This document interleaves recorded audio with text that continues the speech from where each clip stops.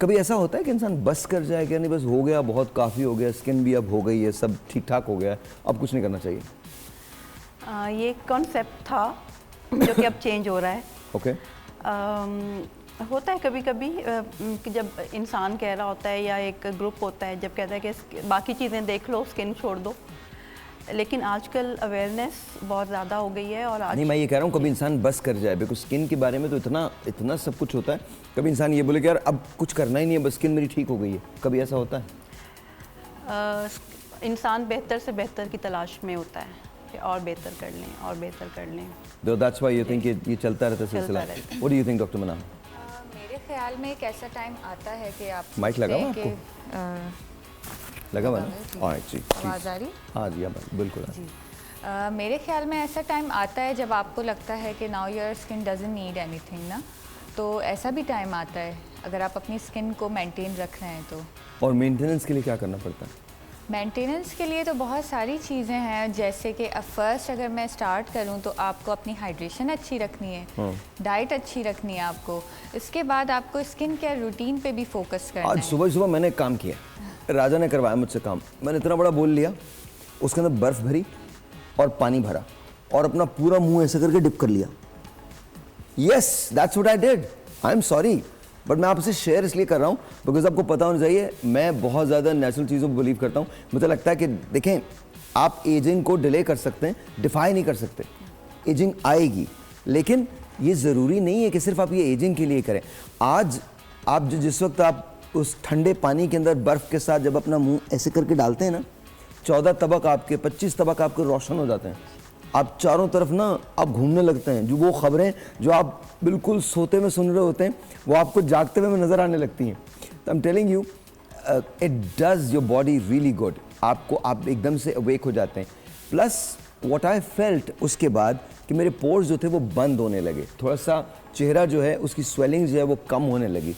तो to me I think ये सुबह सुबह आप लोग कर सकते हैं, जैसे उठें थोड़ी सी बर्फ़ लें, पानी के अंदर एक बोल के अंदर पानी लें, या आप बर्फ़ लगा भी सकते हैं, that's all you can do. आप एक क्यूब ले लें, उसको अच्छी तरह से 2 से 3 मिनट अपने पूरे चेहरे पे, और चेहरा आपका यहाँ से लेकर यहाँ तक होता है, लगा लें और आप उसके डिफरेंसेस देखेंगे, आप उसके डिफरेंस देखेंगे। आप ब्यूटी एंड हेयर एक्सपर्ट हैं, आप बताइए आपको क्या लगता है ये करना चाहिए जो मैंने अभी बताया? ट्रेंड्स आते हैं कुछ and somehow we need to like follow it also, and plus yes because when you are into cold water, because हमारे स्किन एंड हेयर में pH सिस्टम्स काम करते हैं, तो जब आप बर्फ़ लगाते हैं या आप वाटर कोल्ड वाटर से आप ये जो पूरा ट्रेंड फॉलो कर रहे थे, इससे आप ठीक कहते हैं कि आपके पोर्स बंद हो जाते हैं, बिकॉज हमारे स्किन के जो pH लेवल होता है वो बैलेंस आउट हो जाता है, तो इसलिए जो आपकी स्वेलिंग है वो कम हो रही है, बिकॉज कहीं क्लॉगिंग हो रही होती है, चलें वो तो आप बर्फ़ वाले पानी से नहीं निकाल सकते, but yes you are right कि आप उसके पोर्स बंद कर सकते हैं इसके अंदर। तो ये करना चाहिए ना, मतलब कर सकते हैं, बिल्कुल कर सकते हैं। मैं आपको एक हिस्ट्री का हवाला दे दूं, दे दो यार, हिस्ट्री का हवाला दे दूं। Quaid Azam Mohammad Ali Jinnah, we all know the founder, the father of the nation, उनका एक बड़ा रिचुअल था और वो लंदन के अंदर रिचुअल था, और वो रिचुअल क्या था, वो अपने बाथ टब में रात को पानी भर लेते थे, और भरने के बाद जब उस पर सुबह बर्फ़ जम जाती थी तो उसे हटा के उसमें बेद किया करते थे।